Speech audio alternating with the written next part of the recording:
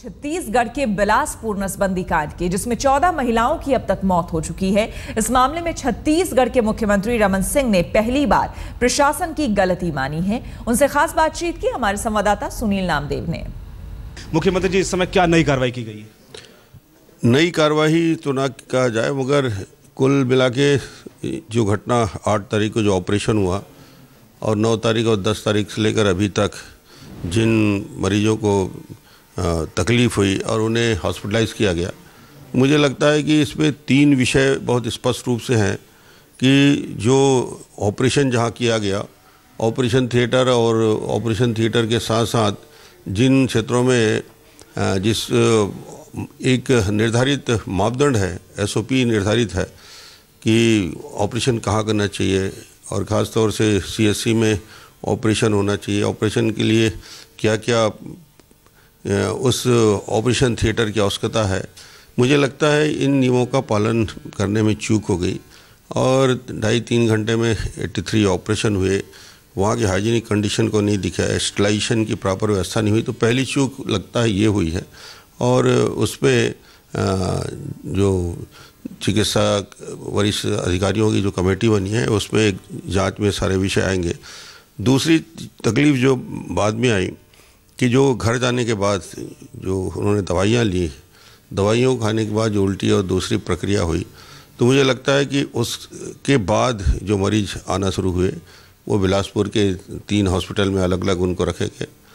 आज 2 दिन में लगातार मैं वहाँ गया और मुझे महसूस हुआ कि कहीं न कहीं जो रीज़न था, एक तो ऑपरेशन के समय जो कमियां रह गई, दूसरा जो दवाइयां दी गई उसका रिएक्शन हुआ। मुख्यमंत्री जी, आपके अमर प्रेम की भी चर्चा है। अमर अग्रवाल मंत्री के रहते लगातार हादसे हो रहे हैं इस महकमे में। देखिए, मंत्री का विषय जहाँ तक रहता है, अमर हो या वो दूसरे मंत्री हो, प्रशासनिक निर्णय लेने की जवाबदेही होती है, क्रियान्वयन की जवाबदारी नीचे स्तर के अधिकारियों पे होती है। हमने निर्णय लिया और निर्णय लेने के बाद उसका क्रियान्वयन, दवाई यदि खरीदी हो रही है तो सेंट्रल परचेसिंग जो करते हैं जिसमें 90% दवाई खरीदती है, वो एक बोर्ड बना है, उसके माध्यम से होता है। 10,000 तक की छूट वहाँ के सीएमओ को दी जाती है। उसमें वो परचेस करते समय इस बात की सावधानी रखनी चाहिए कि वो दवाइयाँ अच्छी हो और गुणवत्ता की हो और वो सारे मानक पे निर्धारित दवाइयों को खरीदा जाए।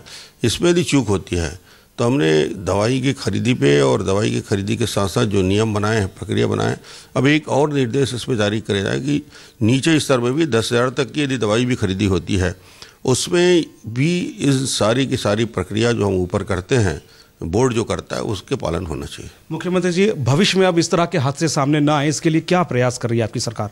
भविष्य के लिए हमारी जो हमने वो चाहे हमारे ऑपरेशन के लिए हम ओटी निर्धारित करते हैं, चिकित्सक नियुक्त करते हैं, उसमें क्लियर कट एसओपी जारी होता है। उसका यदि अक्षरशः पालन हो जाए तो ये सारी दिक्कतें दूर हो जाएगी। कहीं ना कहीं इनके पालन करने में दिक्कत होती है। अब हमने कहा है उसका कठोरता से पालन करने की जवाबदारी वरिष्ठ अधिकारियों पे है और अब हम ये सुनिश्चित करेंगे कि जो भी ऑपरेशन होते हैं वो कैंप लगा के ना करें, वो हमारे डिस्ट्रिक्ट हॉस्पिटल में करें, हमारे सीएससी में करें, ताकि इस प्रकार की घटनाओं से बचा जा सके।